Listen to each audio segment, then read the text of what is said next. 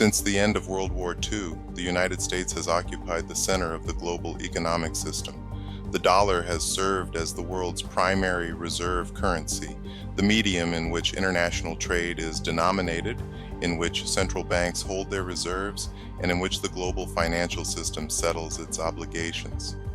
This exorbitant privilege, as the French economist Valéry Giscard d'Estaing famously described it in the 1960s, has allowed the United States to run persistent trade deficits and finance its public debt at lower interest rates than would otherwise be sustainable because global demand for dollars and dollar-denominated assets is structurally guaranteed. That's why even as countries like China, Russia, and Gulf states discuss alternatives, yuan settlements, BRICS currencies, commodity-backed systems, displacing the dollar remains extraordinarily difficult.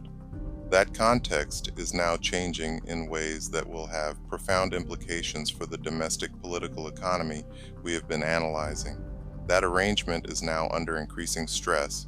The rise of China as an economic power of roughly comparable scale to the United States, the growing economic integration of the Global South outside of dollar-denominated frameworks, the emergence of alternative payment systems, and the exploration of digital currencies by central banks around the world, and the geopolitical fractures exposed by conflicts in Ukraine and the Middle East, have all accelerated a transition toward what analysts increasingly call a multipolar world, a global order in which American economic and world in which the dollar's reserve currency status is diminished is a world in which the United States has less latitude to run fiscal deficits, less capacity to export inflation,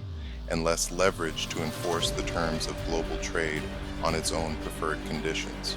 The financial and political costs of maintaining the current system, including the military expenditure required to enforce it, become harder to sustain.